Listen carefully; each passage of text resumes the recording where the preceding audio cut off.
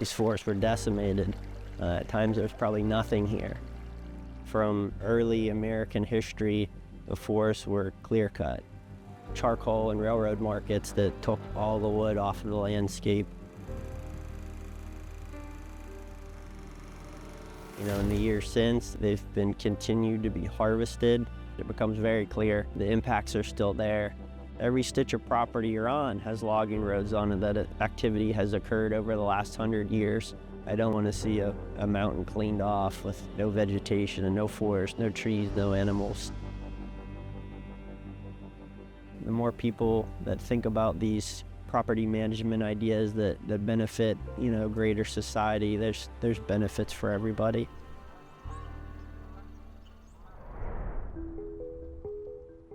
CNX is an oil and gas company. We're an energy company. We're 100% focused in Appalachia. CNX owns close to 140,000 surface acres. And there's a lot of good things we can do on those properties. Stream and wetland mitigation banks, big land conservation, and then obviously a forest carbon project like this. Outbound 22. And there's a very large long-term timber lease on this property. It's existed for years and it had a very long lifespan left on it. So one of the first steps to make this project happen was to buy out that lease. This is going to be its first chance to really heal, to grow like a forest should grow. So part of the process that we worked through at CNX was to understand the forests we had, understand the assets we had, and start to look for project partners that were like-minded, had similar values and similar goals. ClimeCo has very similar values, and they clearly had experience and knowledge on how to effectively assess the acreage and manage the project and start to market and make these credits available for other users. ClimeCo is a global sustainability company aiming to help our clients toward a low-carbon future. We are standing on one of the many parcels in the area owned by CNX that are used for natural gas production. The activity in this case is reduced harvest, so that additional carbon is stored in the biomass of the trees. ClimeCo has particular expertise in improved forest management projects. It's been really interesting to observe how this sort of an ecosystem functions and to figure out how to responsibly intervene in the case where an ecosystem needs to be restored. We initially established a forest carbon inventory using a geospatial approach, and as the project continues, we monitor changes in forest carbon biomass using a plot network. This project generates VCUs, or verified carbon units, that will be issued through the Vera Carbon Registry. Our role is to transact the credits, to connect potential buyers with the credits generated by the project, and to guide CNX through that transaction process.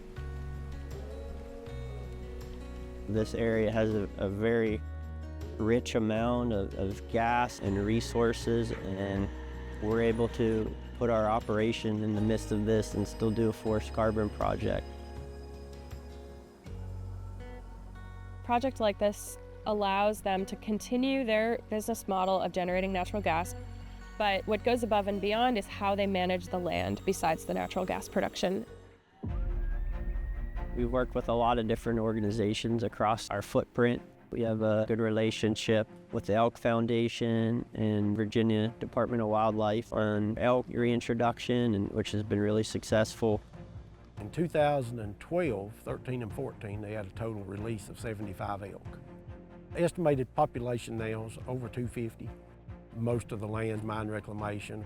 I mean, just seeing the partnerships between Rocky Mountain Elk Foundation, CNX, the Nature Conservancy, and folks, it's nice to see all of them come together. With CNX, they work here all the time, but they're all the time putting back in it. So it tells you that they're interested in seeing the communities grow and the long investment that they put here. It's just very gratifying to see the environmental side of it, to the tourism side of it, and just engaging the public in what we do for a living. We've got elk over 10 or 15,000 acres of this part of the county. We have ATV trails, we have hiking trails. There's 3,800 acres public accessible lands that are right here immediately in our vicinity. And again, it's all on previously mined lands that were mountaintop removed in the early 2000s and reclaimed. And it's definitely a unique site. So the company has a vision called Appalachia First. That basically says where we live and work, we'll also not only invest our time, our resources, but we invest our money and give back to the local communities. So, it's important to us that we work to uphold the nature of the environment. When we go into an area, we try to improve it beyond what it was before we went there. Not only are we doing it for ourselves, but we're doing it for the generations behind us as well. We want the jobs, we want the opportunities, we want the positive impacts here within Appalachia. We want to expand that, we want to make it better. There isn't a one-stop fixes everything solution. This is part of the equation, and the time to set up nature-based solution projects is now, and we know it works. It's proven, it's science, it's not guessing. This project is a great example of a natural gas company continuing to support the local community and Appalachia as a whole to create a more sustainable future.